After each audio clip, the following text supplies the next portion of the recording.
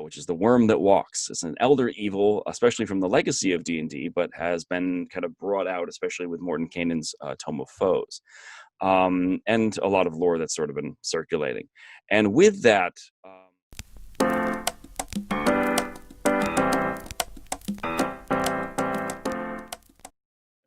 hello, everyone, and welcome back to the DM Shower Thoughts, the show where we talk about our shower thoughts in 5th edition Dungeons & Dragons and tabletop scenarios in general, and how to become your best self through gaming. My name is Adamus, and I'm joined today by... John! And... Ian! Alrighty. Now, I wanted to kick this thing off immediately with the shower thought. I was so very excited to finish another 1-2 punch of a double Night Owls, where I had a team Discord where they play on Roll20, they see things on Roll20, and then audio through Discord, and then team Roll20 where everything's through Roll20, and we have kind of different styles. So I get to go from one and then take 10 minutes and go right into the next one. And it was like 12 solid hours of D&D. But two very awesome and different sessions, but both have something in them that I was trying out and I wanted to practice. So this is the first of the last 2 episodes of season 2. Season 3 in Night Owls. It's the first one where they're at level 20, and we wanted to have at least 2 sessions where they're at level 20, so that they can at least experience those epic level abilities and whatnot. It was really cool, first and foremost. So one group had a few hours of role-playing scenario and trying to figuring out little puzzles. And each of those encounters, one of the players actually pointed it out, that it seemed like there could have been a fight. There could have been a fight in those encounters, but the role-play can also solve them, and that's really important. So I'm glad that some players recognize it. I'm just move a cable around for a second. Yeah, and the other cool part about that is one of the players was like, usually like, why are we talking? Let's just fight. Like, that's kind of her attitude, and she was the one leading a lot of the conversations, which was neat because it showcased the monk's tongue and sun and moon ability. Yes. Where they can kind of speak to everyone. So she picked like a fighting class that ended up allowing her to be the role play class. Whereas I picked a role play class and I shut up the entire time because I was just comfy. Now, was that, correct me if I'm wrong, she's the a way of redemption monk? Not way of redemption. Open Hand. Oh, yeah. It was Open Hand. Okay. Yeah. But I know that she was, when she built Zenweaver, it seemed like she was going for something a little bit more diplomatic.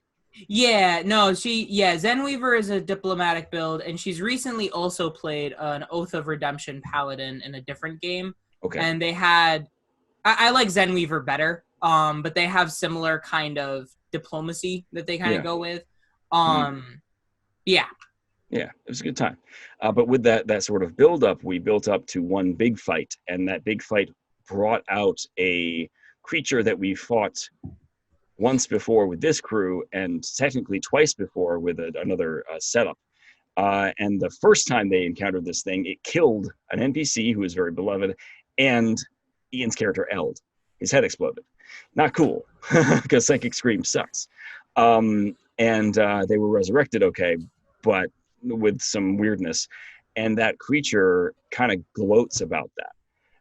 And sort of marked the people who are close to those other people, and becomes a sort of mini boss. And the second time you fought him, you did defeat him, but he was allowed to kind of escape and be sort of rebuilt by Cuse, the Worm That Walks, who's the big bad evil thing for this whole season that we've sort of been building toward anyway. But it was so cool to be able to have the Skull Lord show up, to have you learn a little bit about what the 3 skulls are on the Skull Lord, where they actually connect, and then to have a dynamic battle system where there's a phase 1, 2, and 3, and it changes his tactics, his abilities, and his defenses in each phase. And general progression is that they start pretty strong. Phase 2, they're starting to change tactics and try to be more damaging or more debilitating, like really being mean about where they push you and pull you. But by phase 3, his magic resistance is gone, and a lot of his regular like major defenses and immunities are either turned down to resistances or just regular, because he's getting desperate and he's burning more resources to try and end this fight as soon as possible. So you have a danger that rises, but it also allows you those moments where Feeble Mind can finally go off, or becomes a little bit more possible because he no longer has magic resistance. And in making that, it also has these cool punctuations during the fight. Some of these creatures, I'll look at their hit points, their hit point loadout, and their defensives loadout, and it's like, well, from 250 hit points to 5 hit points, it's still going to be a slog. Whereas having phases also makes it more fun for me because their tactics change, and there's like story beats in the middle of the fight. And we had, in both groups, had this dynamic battle with very powerful creatures. At each phase, I did a mini how do you want to do this, in terms of, like with the Skull Lord, it was easy. It was you destroy one of the skulls. It's a very clear indication of what phase you're in. But I had it so whoever triggered the phase could choose what skull to destroy. And it had a different sort of flavor effect, which I thought was fun. So you had a mini choice in there of, oh, I did that, yeah. And that was really cool. And then the second group had a skirmish where they got to test out their level 20 abilities. They wiped the floor with the enemies, but they didn't have time to reset any of their abilities. They just ran to the next thing. They had to. They were running out of time. And so we got to see the value of a lot of the short rest abilities and people trying to curb their resources. And this group, by the way, we call them Team Advantage. They try their best to like give each other flanking and give each other help. But this is the literal party composition. We have we have a barbarian fighter split. We have a full samurai. We have a full monk. Then we have a fighter rogue. And then we have a thing called an Ativan, which is the character Ativan, who is multi-class in a bunch of different things in a way to see what sort of benefits he could have and also try to pivot the best for the party. But then you have a bit lower level healing, and everybody else is punching. Is trying to just do damage. And it created a very interesting battle set because they were fighting a Lich and a Moladeus. And the Moladeus is a Moladeus Prime in the sense that it has 3 phases and it changes. And this one, the scaling was a bit different. In each of these, I was trying to show, okay, phase 2 begins, this is what happens. And these are the things that change mechanically. And in doing that, especially with the second group, we had people who went from, okay, instead of me debuffing the enemy, I need to buff my allies in this phase. Okay, I need to now debuff the enemy. We need to end this fight quickly.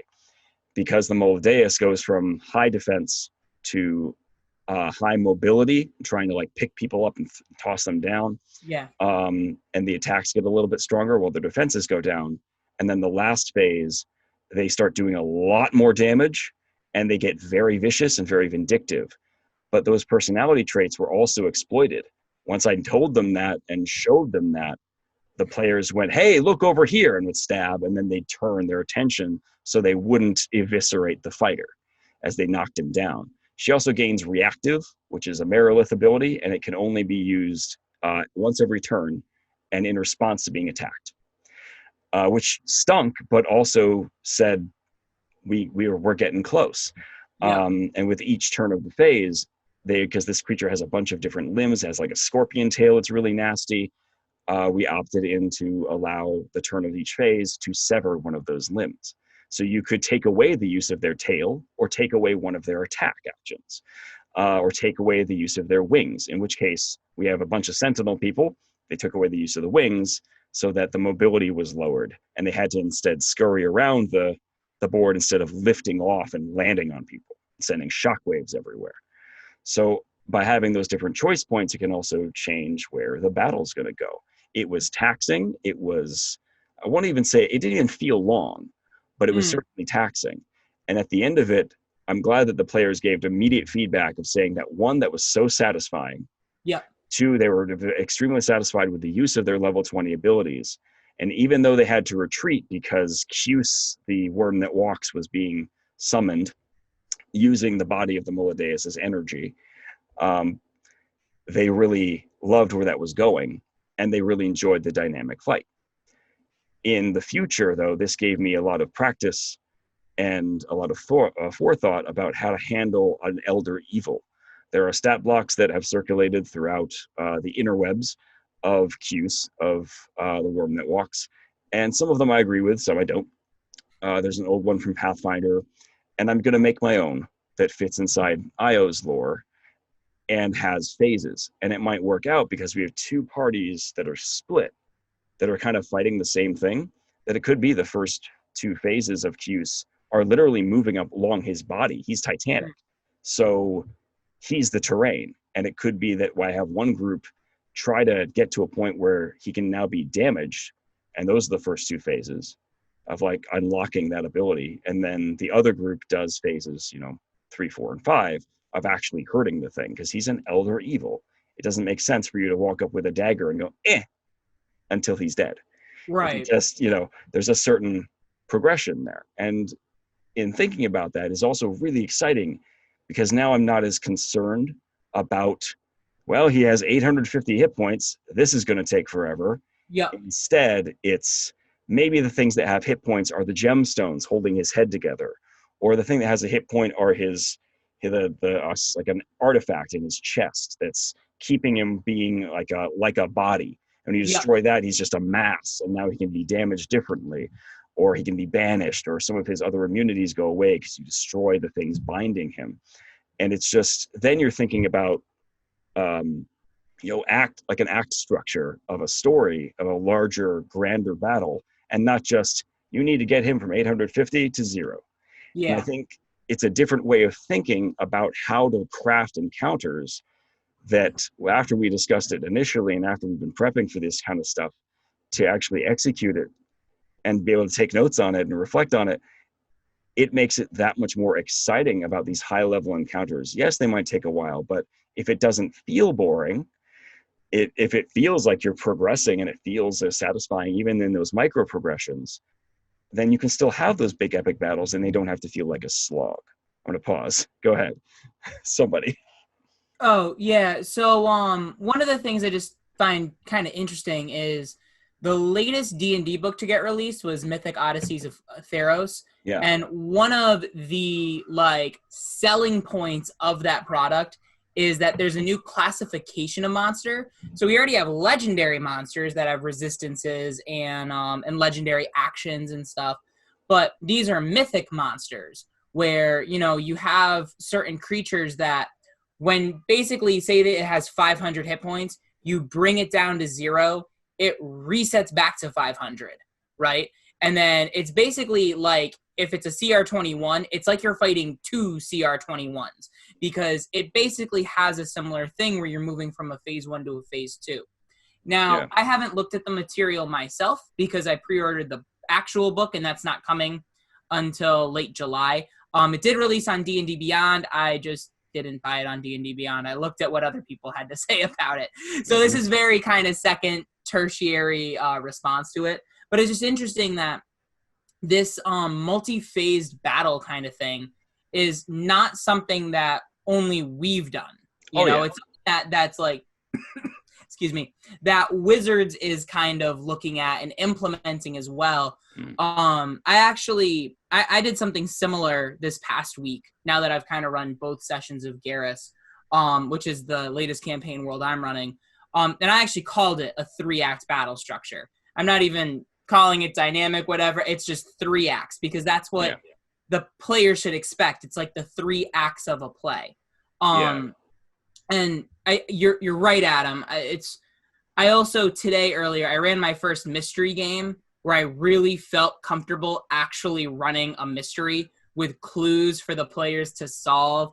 And one of the things I noticed, and I had a lot of players in that game where I've seen them try to run something similar and they get irritated too quickly, or they make giant leaps of logic, right? And it's because whenever I gave a clue, it was very simple, direct description. I wasn't hiding anything. It's like one of the things they found was like a trail of glitter. And I'm like, you find the glitter. It's not magical glitter. It's, what do you want to know about this glitter? I'll answer for you. And it wasn't me giving anything away. It was just being clear with my descriptions. And so Okay. I wasn't really trying to hide anything from them. And pretty much it was, I had 3 locations, or really 2, but they made up a third one. 2 locations with clues, and basically go to both places, you get all the clues, and you can figure out what happened. Which place do you want to go to first? And Yeah. it was just really interesting watching their kind of investigative expertise. But really, that's all combat is. Combat is an impromptu investigation of what the enemy's abilities are. And the clearer we as dungeon masters are at not only explaining the flavor, like what happens story-wise, but also what happens mechanically, then that helps the players make quick, simple choices. And by choice, that usually means there's more than one. Because that, like you were describing that party composition of like a fighter, a barbarian, a monk. And I can see how that party comp could be super boring. Because the choice isn't, what thing am I targeting? Is it easier to hit this thing or easier to hit this thing? What's the risk reward? I can see how that kind of combat could potentially be. My choice is I attack. Do I hit? I hit. I rolled the damage. Your turn. Whereas, like you said, if you've got other targets to hit, or, even on the Maladeus, like you can aim for its wing or its tail, Fallout style, and, really target specific limbs, it's now you have a choice. Do we target the wings to take away its fly speed? Do we target another limb to reduce one of its attacks? Now you get to go through this risk-reward evaluation of what's going to be most likely to work and what's also going to be our reward on the other side of it. Does that make sense? Well, it makes perfect sense. Yeah. I bringing about that 3x structure. I am, because you two were in the first group. I am just curious because the immediate feedback, at least through a Facebook chain, was coming from John. And you were saying that you were really satisfied with an arc, and I'm also curious how the two of you, separately or together, felt that fight went, and also this is an enemy that was trying very hard to use the terrain, and we didn't know what some of the terrain was and how it would interact. So we had little moments of smacking into that terrain and then going, oh, that's what that does, and all that jazz. But I want to hear from you guys. I'm actually gonna let Ian go, but just to kind of set this up, this is kind of my shower thought, which is, this is like, we've all had games very close together, and this is going to be like a real-time conversation of the value of player feedback. You know what I mean? Both as a gut reaction and then also a little bit of processing. Because Ian played in your Night Owls game last night, and he played in my Geras game this morning. So you really got like the 1-2. So this is going to be kind of cool. So I'm going to pass it off to Ian first about Adam's game. Yeah, so let's see here. I did really enjoy the game. I thought it was interesting because you mentioned that he was using the terrain and stuff, and that's something that we don't always really consider a lot in D&D battle sequences, is that you are somewhere. You're not just in the void or something. And I mean, there was this like river of like not lava, but it was lava, but it wasn't. And I was it was intelligence lava, and I was very aware of that. So I was trying not to step into that. But when I was looking at the map as a whole, I was thinking about at the very beginning of the fight, I was thinking, where is he gonna fall back to when we hopefully push him back? And I could tell there was a bridge, and there was also like some stepping stones over here on the lava river thing, and I could tell, I was like, he's gonna go that way. And so for me, it wasn't just a matter of, I mean, I had my own problems to deal with because these two other big guys started showing up and the Star Hulks, Star Spawn Hulks, Yeah, and so I had to, do other stuff. But my plan initially was to try and stop him from being able to go back, and for example, by casting Wall of Force behind him. So I didn't get a chance to do that because of those big guys. But the way the battle got me thinking was very satisfying, because it made it more about strategy and what to do when and where to do it than just, like you say, a damage slog. I think that I think it was really interesting to see you use the like legendary actions and the legendary points and stuff. I don't think you actually used the point system, but it was really cool I to get burned it. the legendary resistances in different ways and made it Yeah, so he had access to them in phase 2 in different things to use like super abilities, but then by phase 3 he's out of resources. yeah, exactly. Okay. So then it was kind of like I thought. It was really cool with this monster because I had a ridiculously high DC, spell save DC of 21.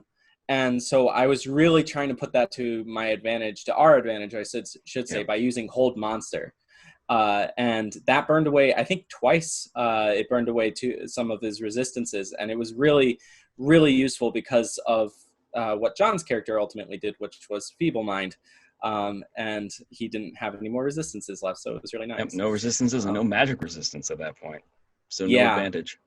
exactly. Yeah, and so my overall thoughts about the fight were, I think it came across very dynamically, and I am really glad to see that something that we've like collectively thought about and discussed, turned out really well. So that's basically my thoughts on the fight. Yeah.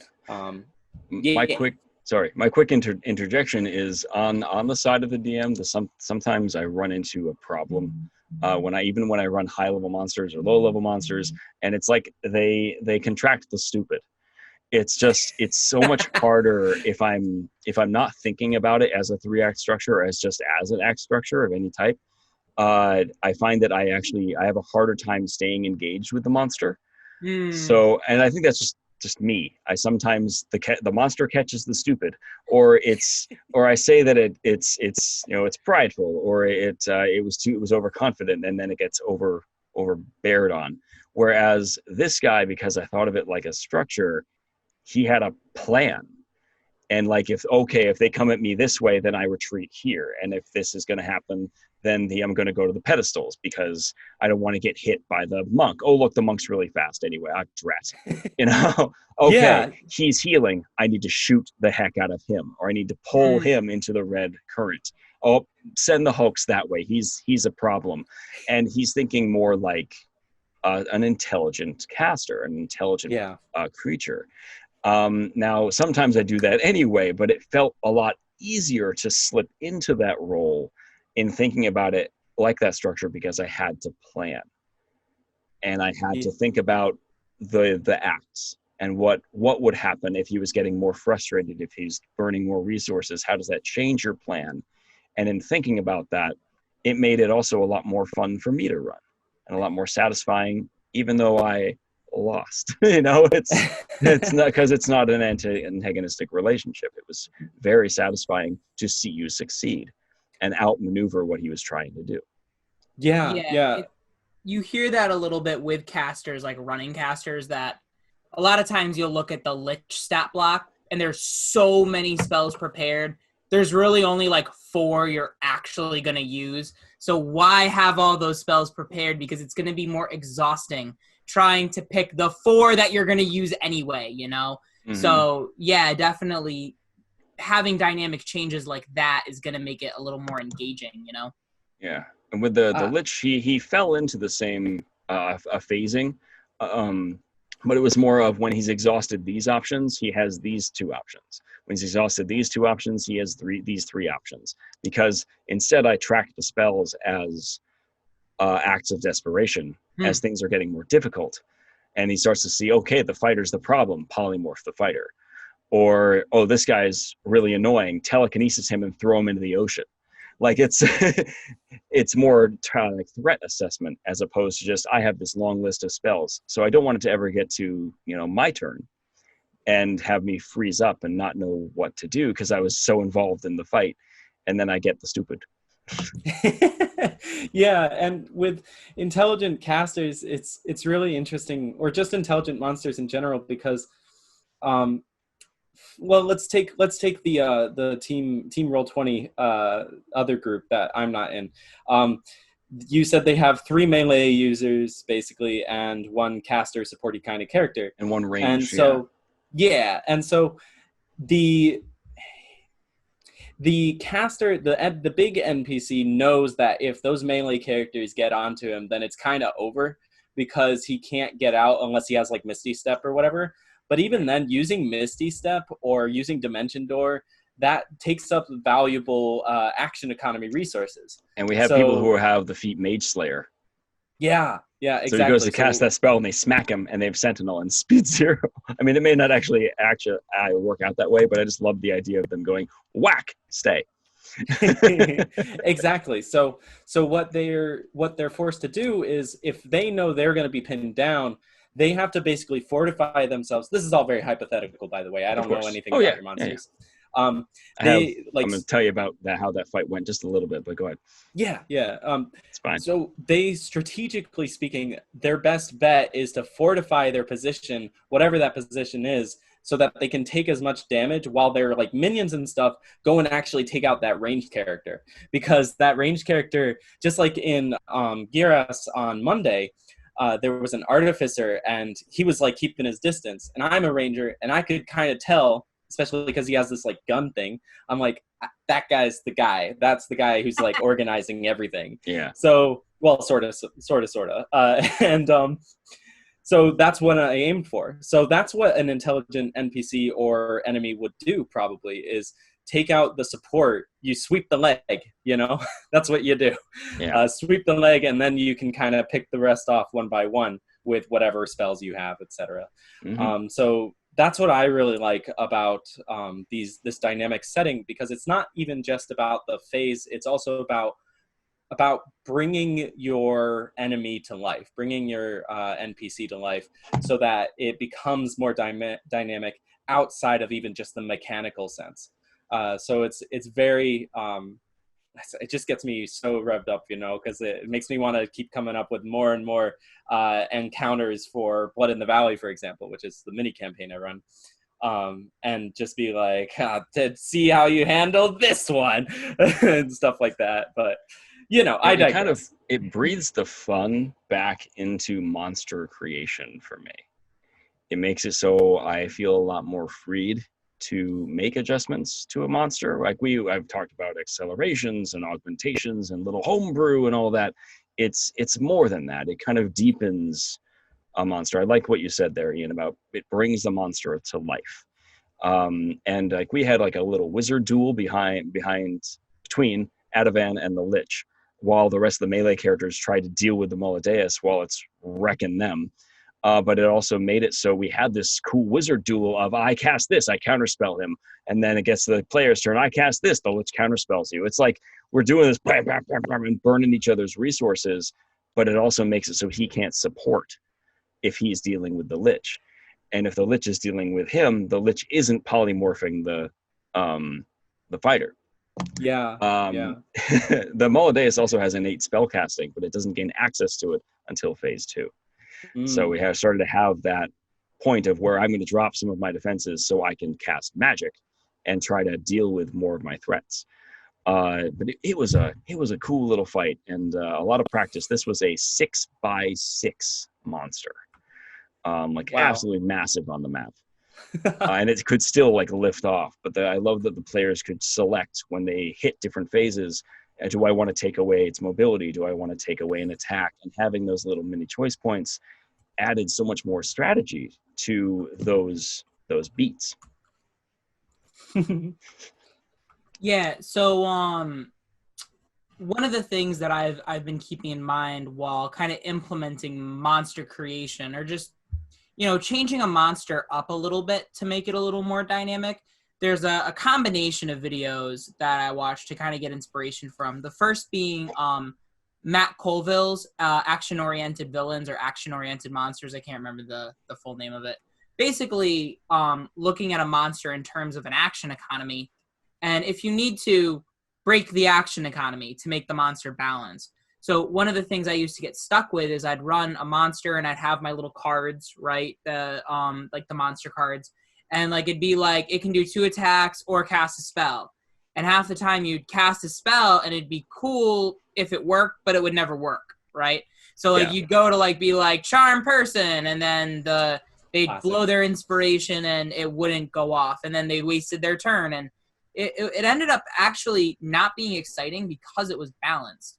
So instead, I'm doing a lot now where it's like it makes 2 attacks and then casts a spell, or it sometimes it'll make 3 attacks. And the one part that I realized is one of the things Matt Colville will talk about is like, make sure each monster has an action, bonus action, reaction. And I'm like, do you have to declare it for your players? Like, does that matter as much? Like, do you have to be like, as a bonus action, it disengages, and then as an action, or can you just say it has this trait, or just say it does 2 attacks and then cast a spell? Like, do you have to declare all that different stuff? Action economy is for the players, so that somebody doesn't like keep babbling on and take time away from other players getting to speak up, And it also keeps player abilities, for lack of a better term, balanced against monster encounters. But as the DM, as the encounter designer, which is one of Matt Colville's big things, is you're thinking like a designer, not like a storyteller, right? You're thinking about designing an enjoyable experience, because it doesn't matter how awesome your story is if it's not enjoyable, The other one was how to make your monsters more witchery. And this is definitely one that a lot of monsters may have resistances or immunities. Not enough monsters have vulnerabilities. Yeah. So one of the things I did is like, basically for every biggish creature that you guys fight that's not just like a human, and humanoids don't really have resistances anyway, in general. Like, one of the things I do is I always give them an immunity. I give them a resistance or 2, and I give them a vulnerability. And it's so much more impactful to say you hit its vulnerability, deal double damage, than it is to say you did something that it's not resistant to. So it happened once during Gira Session 1, where, Adam, your character hit a Yuan-ti, which in this instance was considered more of a fiend. You hit it with silver. So it's like, hey, you did double damage because you... That felt amazing. Yeah, right? Cool, It lent to the story I was trying to tell, which is in the sense that Fennec is a monster slayer. So like you gave us an upgrade that we could select, and it was like, oh, he's going to silver his katana for that moment when a ghost shows up, and he can just, I draw my silver, Nodachi and deal with this thing. And it was surprising, but also extremely rewarding to then go, oh, I did something. I made a cool choice. Yes. Yeah.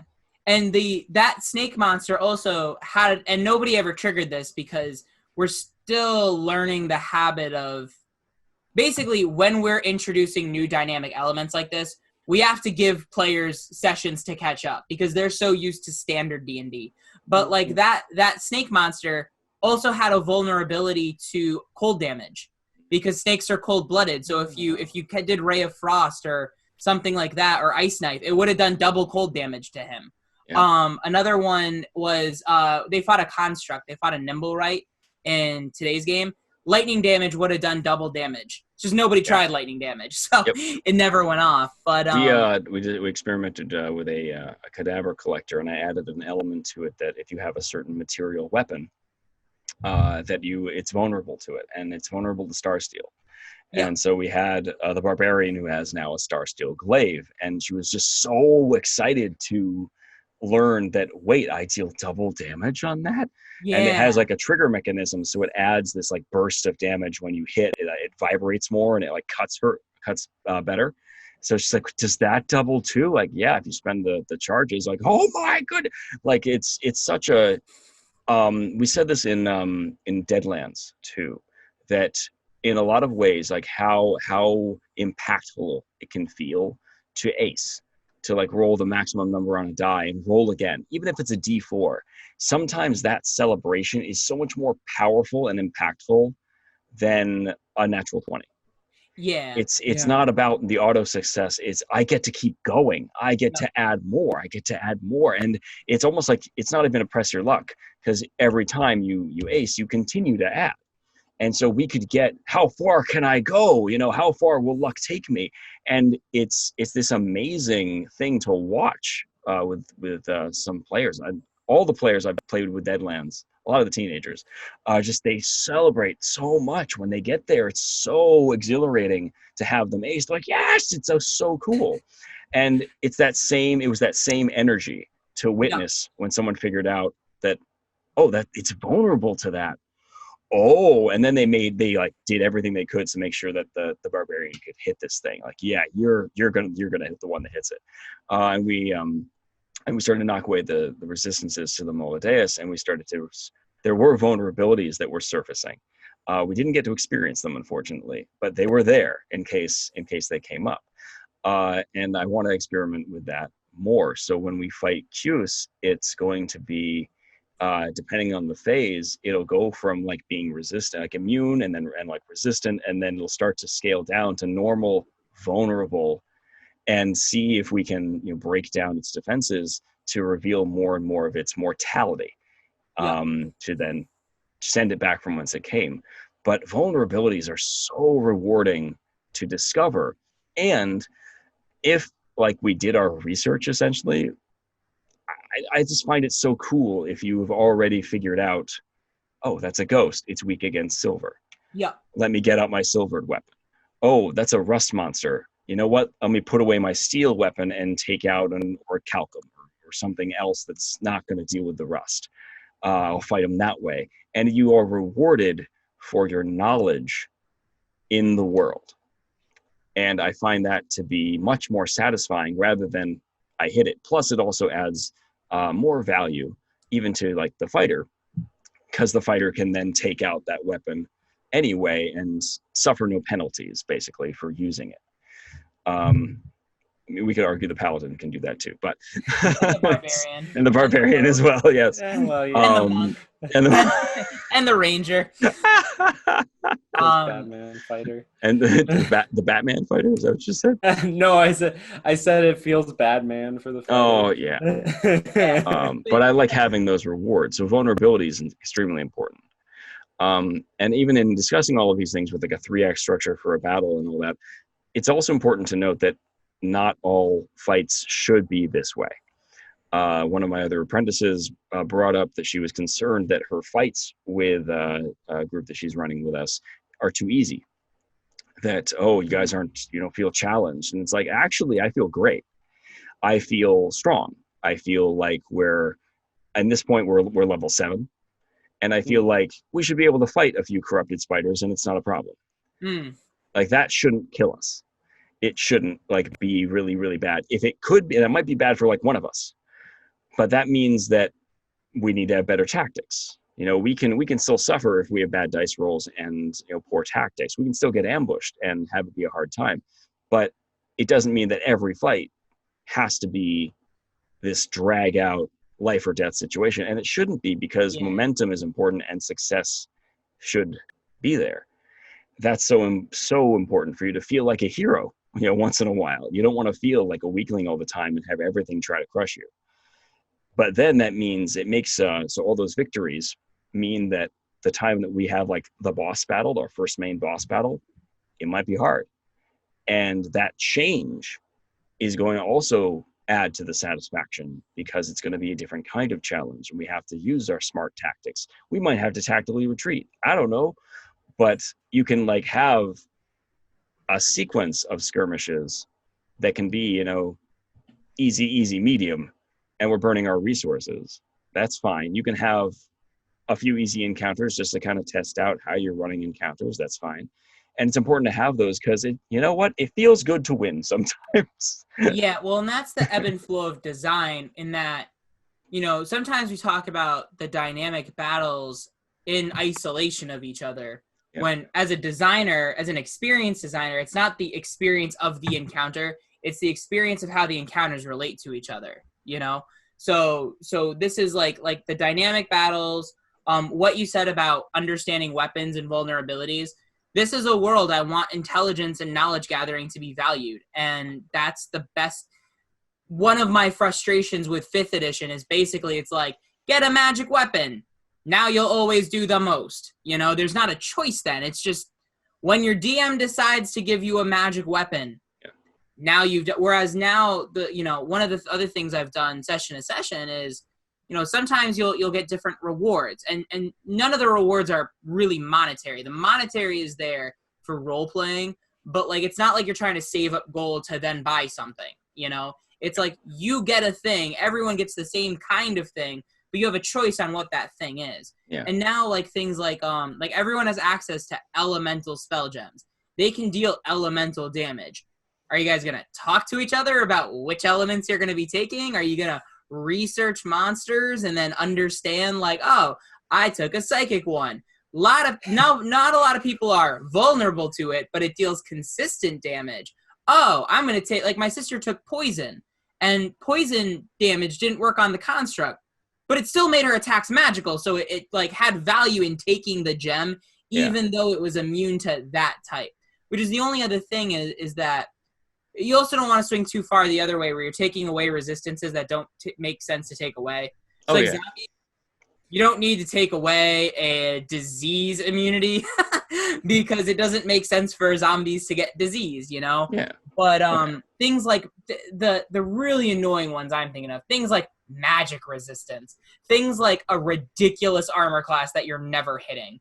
And sometimes it's just as balanced. Like I had in my encounter that I was talking about, Ian, with the Nimble Right, I had my phase 3 being that his AC gets lowered.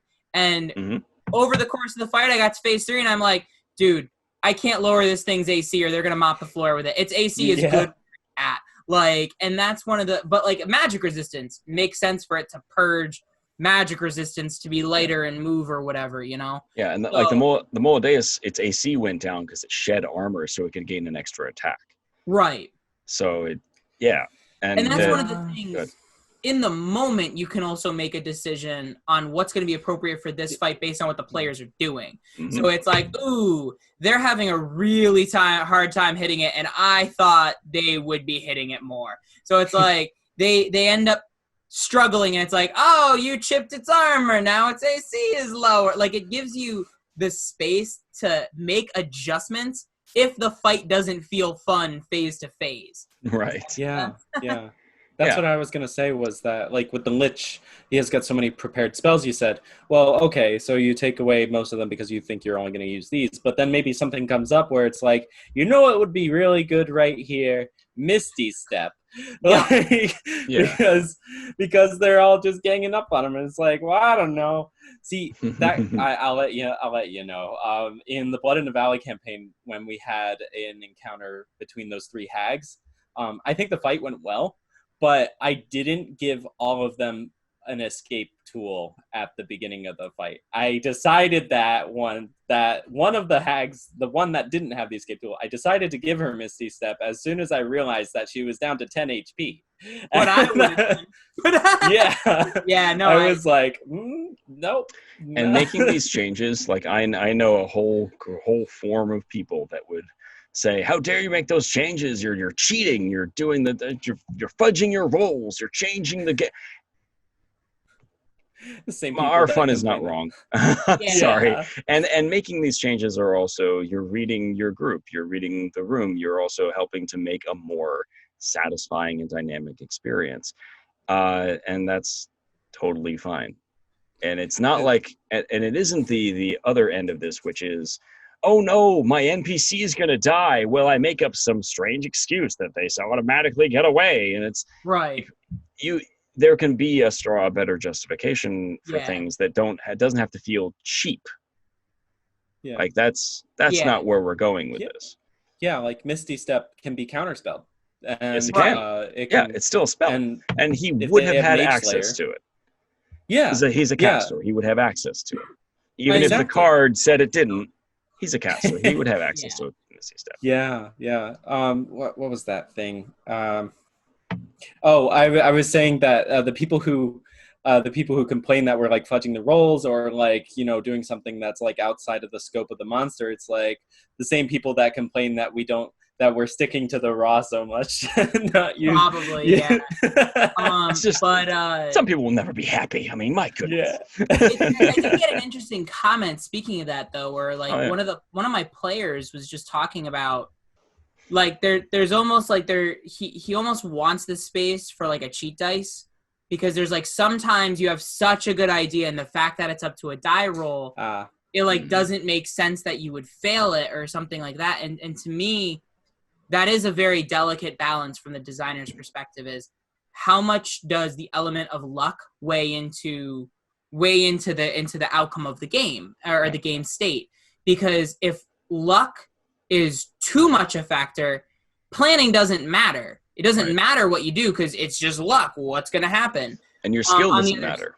On the other end of it, if luck doesn't matter, now it's a game of it's also just as boring to have everything always work the way you expect it to. Yeah. You know, so it's an interesting thing of like, you know, you might say that it might be cheap to add in like a Misty Step or like something like that to your monster, but again, is it cheap or is it more that, you know, this creature could have 3 spells prepared, right? I've prepared one of them because I know that's one I want to lead off with, but I'm going to leave these 2 in reserve because I want to see what's going to make sense. And do you see what I'm saying? Yeah, so and in the same way that your players are going to pivot with what they have prepared, it also gives you the space to pivot.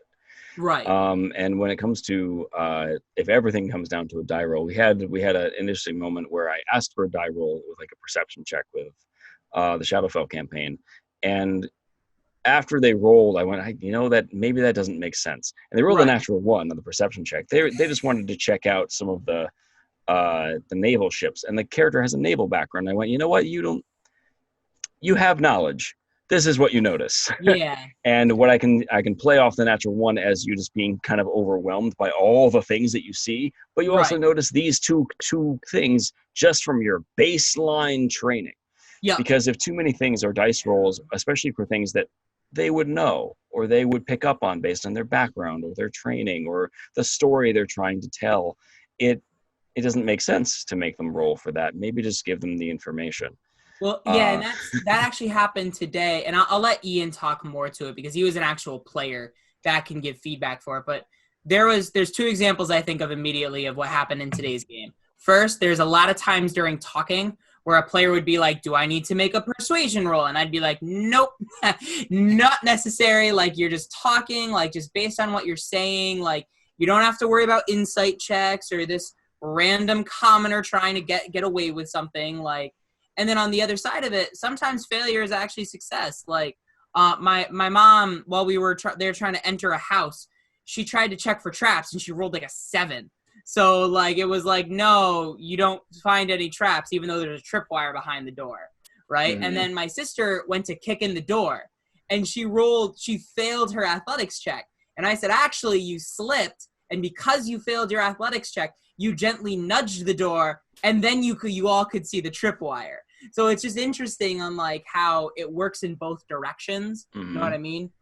Yeah, it really does. And I was just gonna say that talking about like how like luck or not luck and all that stuff, it just it kind of brings you back to like how this game ended up the way it has anyway. Like, you know, we want there to be some luck, but we don't want there to be too much luck or not enough luck. That's why we have modifiers, so we can basically load the dice a little bit in our favor. So my base, for example, an attack roll in Eld's kit is like plus 13. So my base roll is always going to be 13. So there's like a much higher chance of me succeeding at hitting a thing than there would have been when I was back at level 7.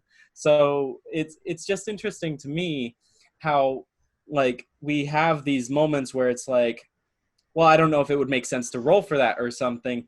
But then again, the game is kind of designed to have you be able to roll for the things you want to try and have them work out better if you're good at them.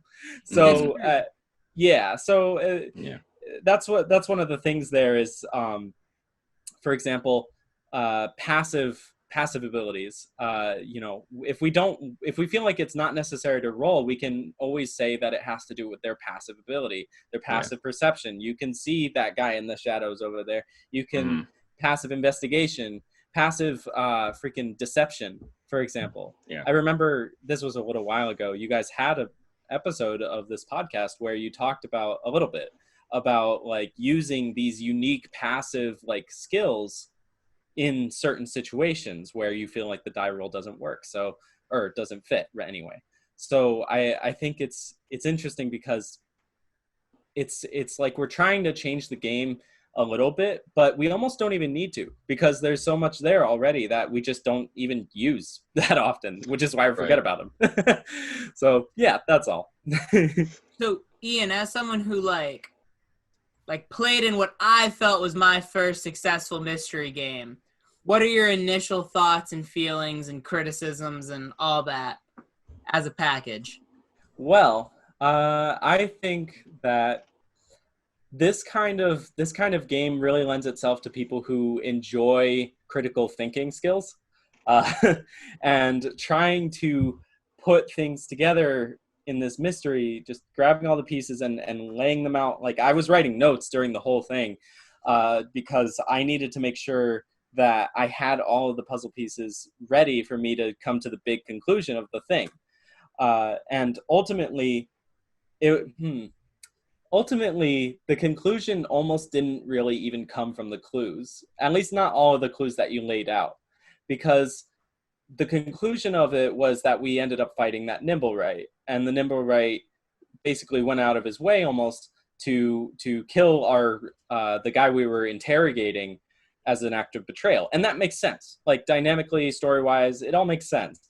It was just that the way we got to that point was a little bit roundabout, just because there were certain clues that ultimately didn't matter really, because we knew where the scene of the crime was, and we knew that it was a party ship, and there was this glitter in the guy's house that we went to investigate, and it's like, oh well, that makes sense, party maybe. And there was one part that I didn't really end up getting the clue resolved as, which was there was a large Warforged dent on the floor, like as if the Warforged had been knocked prone by something. And that was something that I didn't see resolved in our encounter, because we just ended up fighting the Nimblewright, and we didn't really learn too much about like what the Nimblewright was doing at the house. Yeah. So those clues can definitely be used like in another session. But like in the moment, and especially later in the next session, we might not remember those clues actually. So that even though it might be indicating something more, we might, just because of the way the sessions are planned out, we might not end up remembering them. So yeah.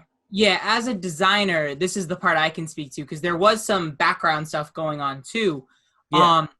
For me, it highlighted as a dungeon master that a lot of times this genre stuff, like mystery solving and, like you said, critical thinking, that's not going to be everybody's cup of tea all the time. Yeah. You can take the same party and put them on a different day, and they just want to fight and they don't want to deal with any of that, right? So the first thing was that, like, there was like a whole line of questioning you guys did that I didn't even prepare for.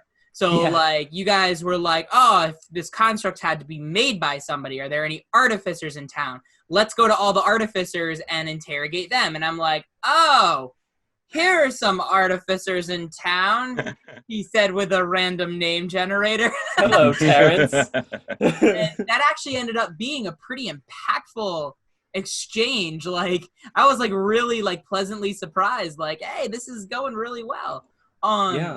Now the Nimblewright was a flag that wasn't triggered, that was triggered outside of you guys. That Shadow, who's my mom's character, who's a rogue tabaxi, like snuck away from you guys because she got like a 25 stealth score or something, and she snuck away and went to the captain's cabin and started kicking around like Scooby-Doo, and it triggered the Nimblewright fight. And the way the timing worked out, you guys didn't really have the chance to do a big conclusion by the time like she ran down and was like, the construct that killed him's upstairs, and then the fighting started, you know? So the thing with the dent was the Nimblewright actually there was a spell gem it just didn't get the chance to use because of how the action economy worked out, where it could basically like poke like a hypodermic needle into a Warforged neck and just knock him out. So really what ended up happening in the context of the mystery was this Warforged was framed for murder, which you guys picked up right away. You guys are like, this sounds like someone framed him. And I'm like, good for you guys. And what happened was there was a Nimblewright who's like a really skinny construct that had a gem of minor illusion. This thing was decked out in spell gems, right? So that it could disguise disguise self was the one. So it could disguise itself as the Warforged that it was framing to stab the pirate captain or whatever, right? So what happened was it snuck into the Warforged's house, it knocked him out, and then disguised self as the Warforged, so everyone's like, oh, he's coming out of his house. Oh, he's going into the casino. Oh, he stabbed the pirate captain. And then he ran out without being able to get tackled or whatever. And so everyone just assumed he went to his house. They found him knocked out. And then they're like, arrest him, like all that stuff, you know? So it was actually a pretty simple, like switcheroo disguise kind of thing. Yeah. And you guys picked up on the clues like one after the other. I was impressed because I could see, I've seen so many times, and it's not really the player's fault, and sometimes it is, where they'll get a clue and there's like a leap of logic, like 8 steps away, and they're like, wait, there's glitter on the floor. You know what they say about glitter, that it's produced in Missouri, so because of that, we know that it's counterfeiters who kidnap mushroom children. Because of this, we need to go to the planetarium. Let's go, gang! Like, and I've seen that happen before. Where as a DM, I'm like, how?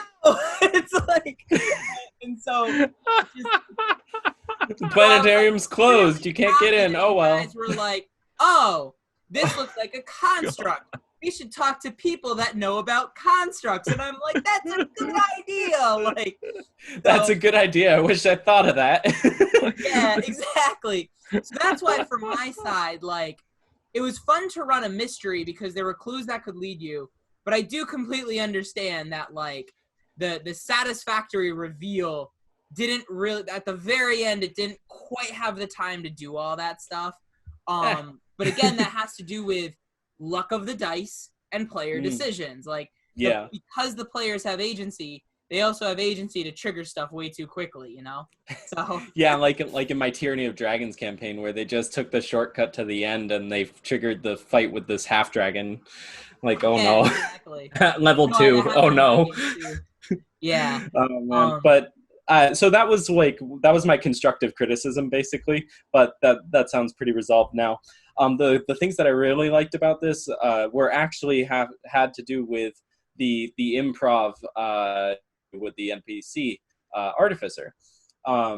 That was really cool because we started to learn more about the world, not necessarily things we wouldn't have known in character, like the people can get prosthetics. I was just guessing there, by the way. I totally forgot that was a thing. But we also learned like where prosthetics are mostly manufactured and who usually deals with them. So that can help us later on, because one of the things we thought was that the villain had maybe a prosthetic that looked like a construct, but construct limb, but wasn't. They were just like a gnome or a halfling.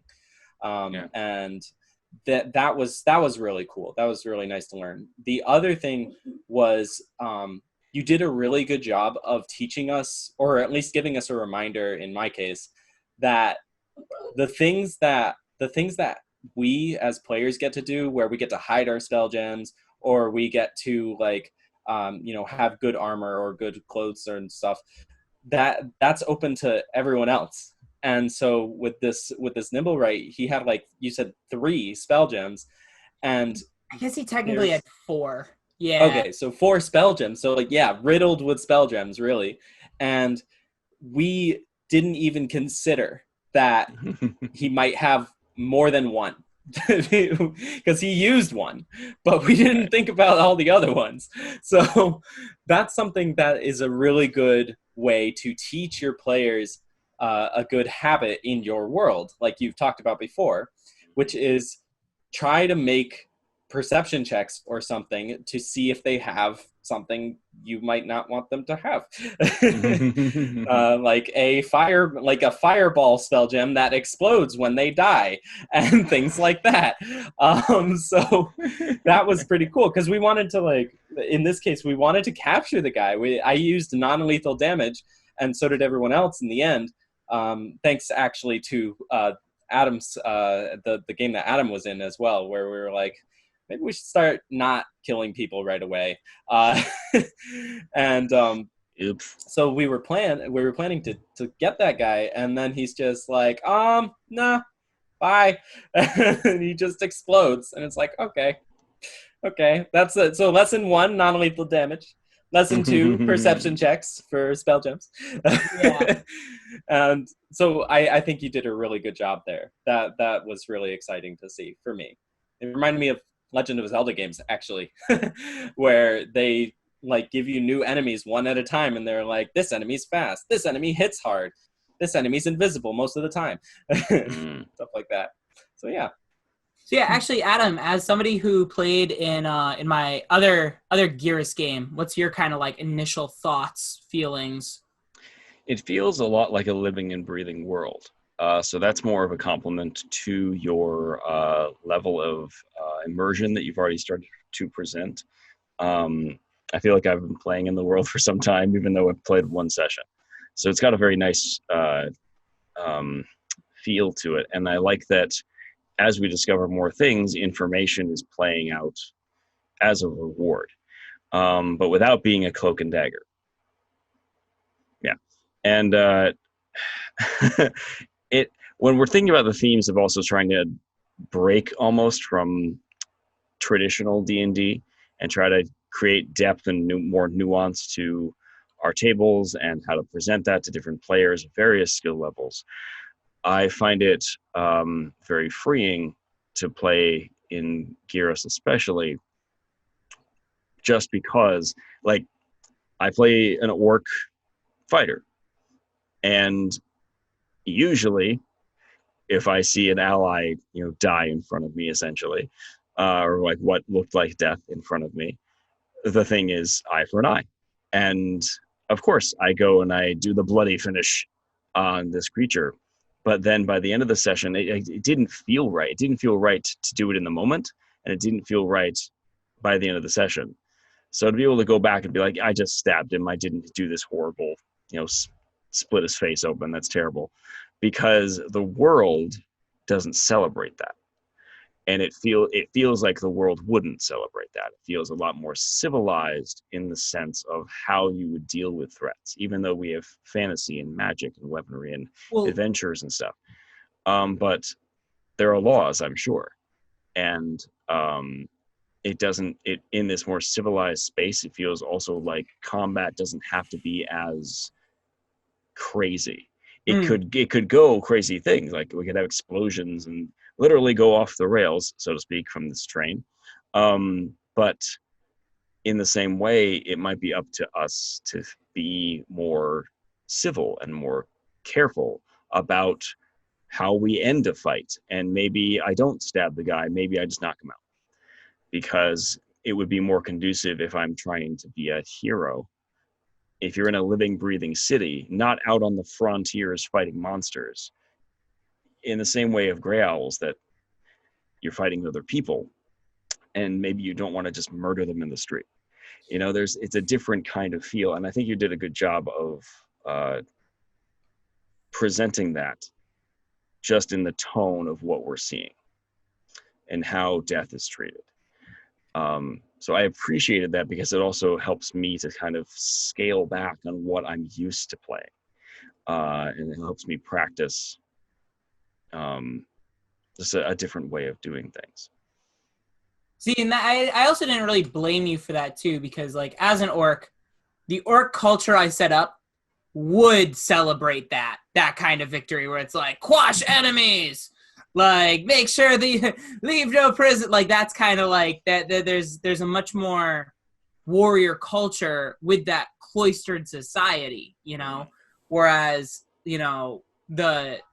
there's definitely a shift from where you were raised versus where you are now, Yeah, and I think presenting that as almost like a conflict, whereas normally that would have been celebrated, but it kind of wasn't, is different. And I remember even as players, a couple of people went, yes, and then afterwards it didn't quite feel right to Yeah. have had that.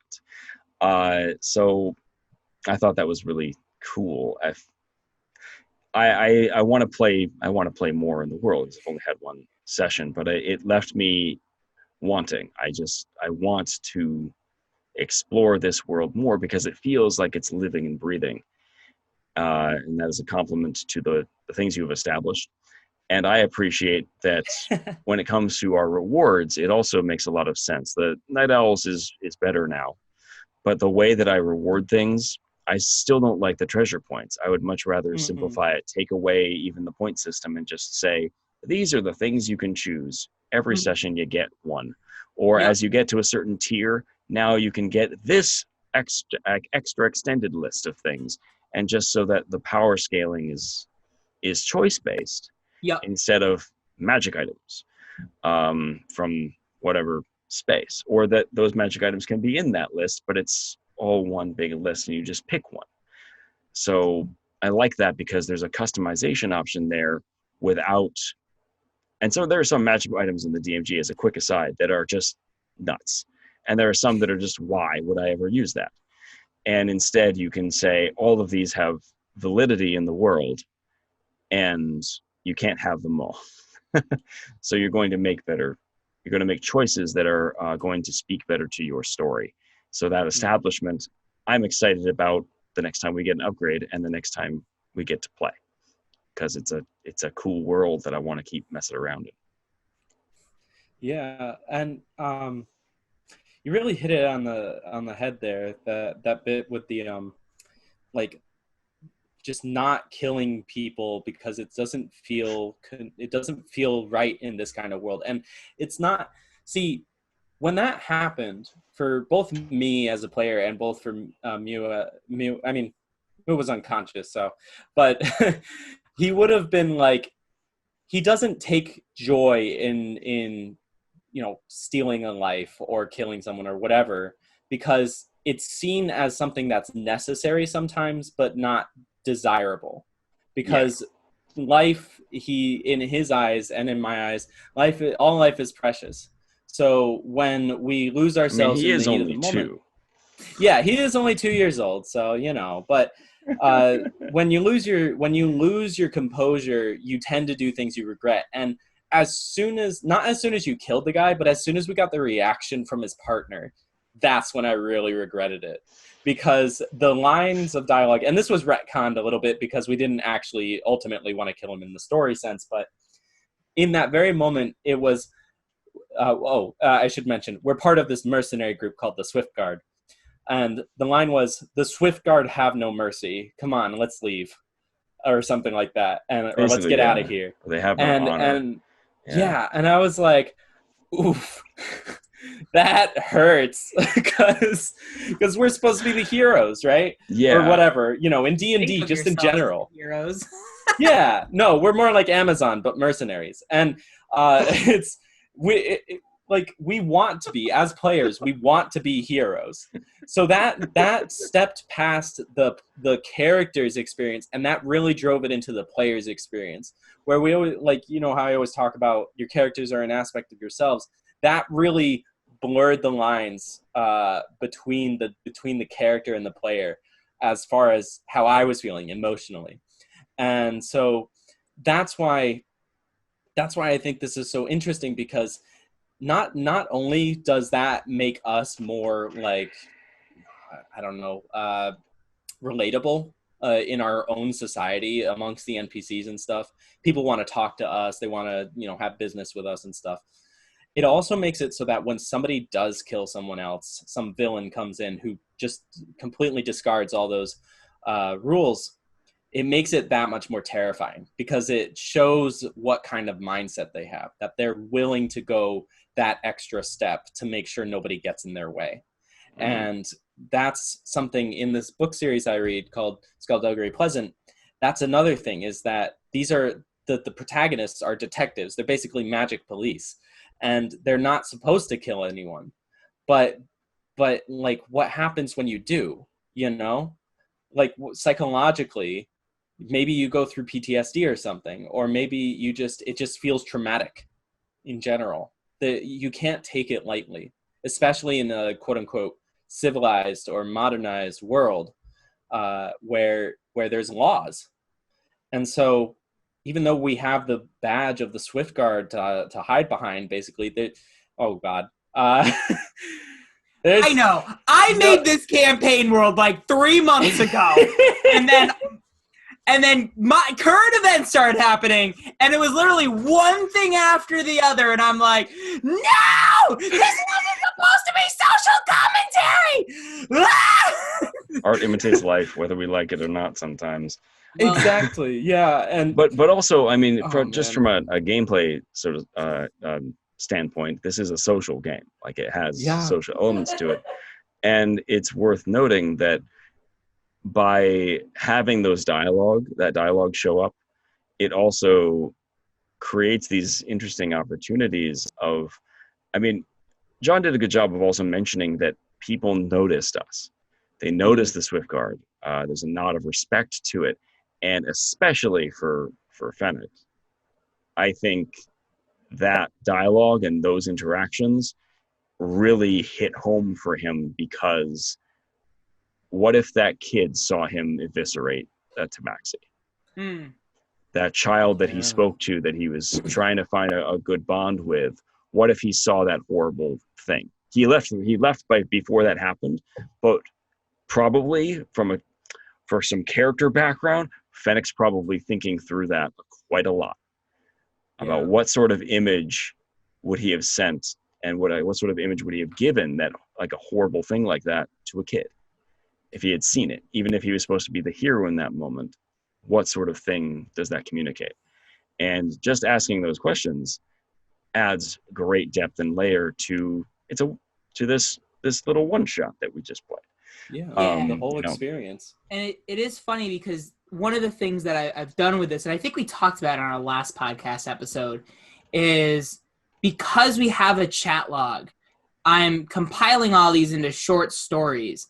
And what the short story allows you to do is to take the time where, if something played out weird, like in the improv of D&D, or in the someone didn't say something, it gives you the time to edit a little bit so that the themes of the story are a little bit more lined up. The dialogue is a little bit cleaned up too, because some people are typing on phones, so like doesn't always like come across the cleanest or spelling or whatever. But one of the other things is it lets me kind of insert details that I may have missed from a DM. So one of the things, like Fennec at one point had a line where he was like, there's no honor in thievery.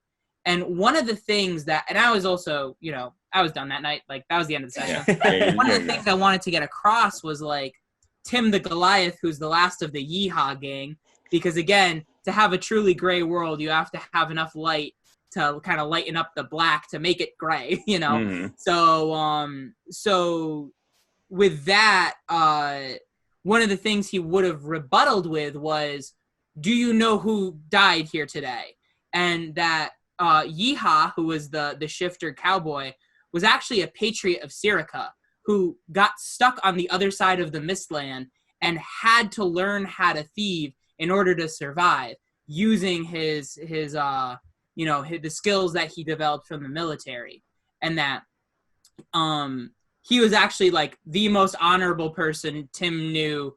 Like, Tim used to be in his battle company, which is why he kind of joined along with him. And they were just trying to figure out how to eat and survive, and that they kind of got thrust into this life of banditry. But really, in a lot of ways, like, Yeehaw was a war hero, but who cares? That nation is gone now. So, yeah, you did all these great things for your country, but what happens when your country's gone and can't support you? So it's like there was, like, this whole backstory, and, like, as characters started dying, I'm like, shucks, like I wanted all this depth to this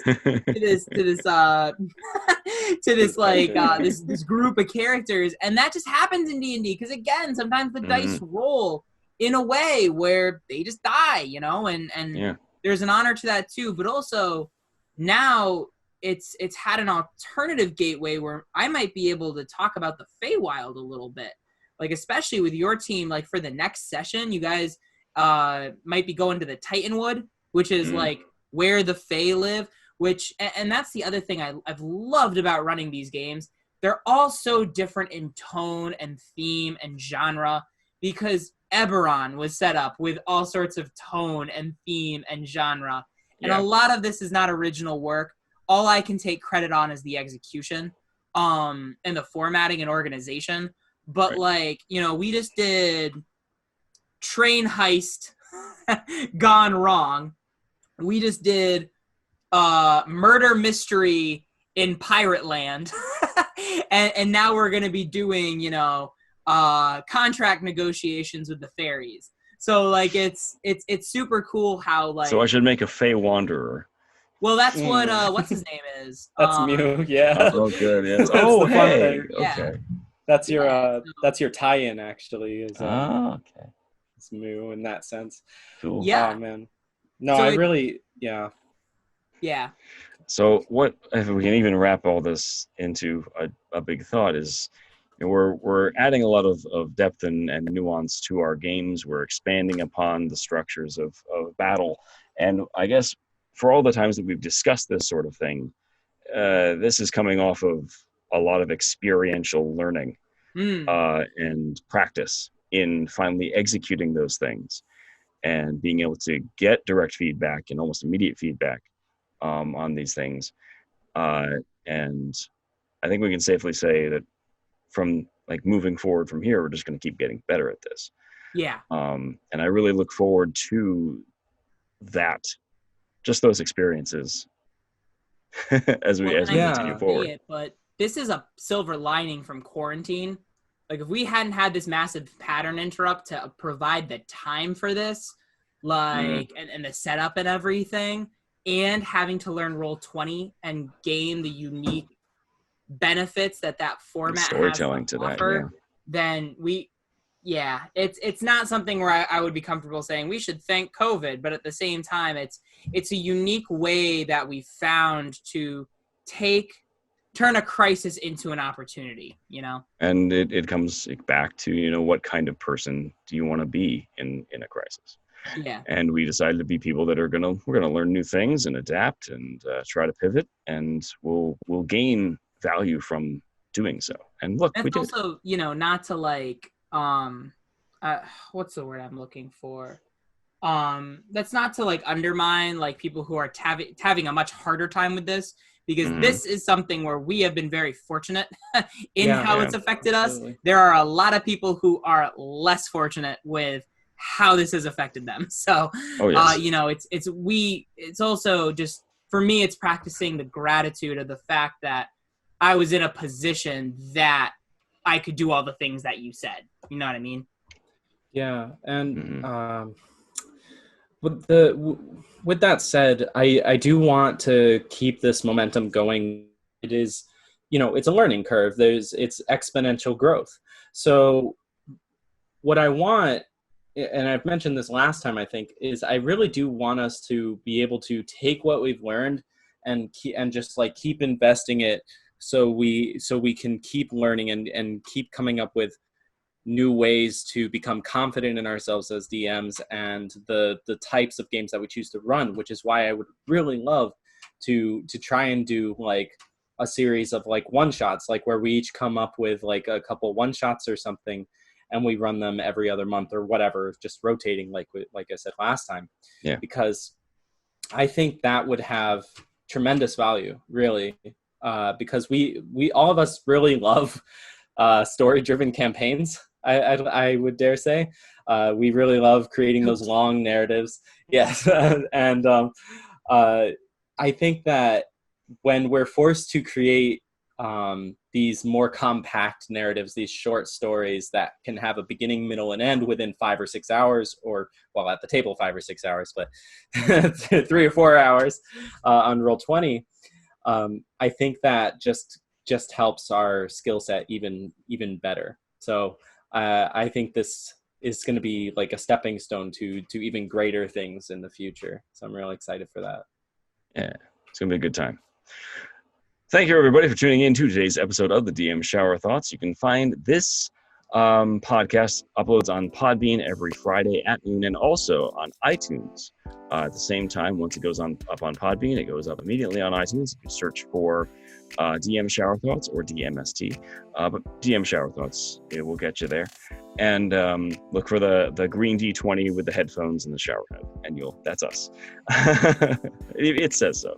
But also, you get videos over on our YouTube channel, DM Shower Thoughts, produced by John or edited down by myself, with the video form of the podcast every now and then, as well as, oh yes, my blog, GM's Corner, Saturdays and Tuesdays now, with more stuff scheduled for other corners from John, and notes from The Apprentice from Ian. Every now and then you'll see them come up on certain Tuesdays. And that's over at AdamusDrakeProductions.com, where you can also find the Grey Owls fiction, the Night Owls fiction, and I don't know, John, if you're publishing the short stories. I think those might be just for the players for now. Yeah, maybe. Actually, that'd be kind of cool. Because it's not like we mention our player names or anything. It's just characters. Yeah, it's just characters. It's just stories.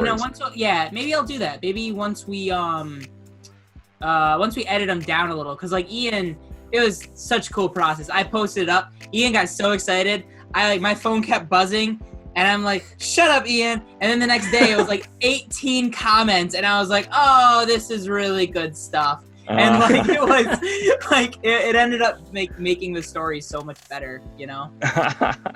I'm really happy you found it useful. It was a lot of fun. That might be something we can share through Speak to Shout to the Void, which is the section on the site. So have a wonderful day, everybody, and please game responsibly. Bye-bye now.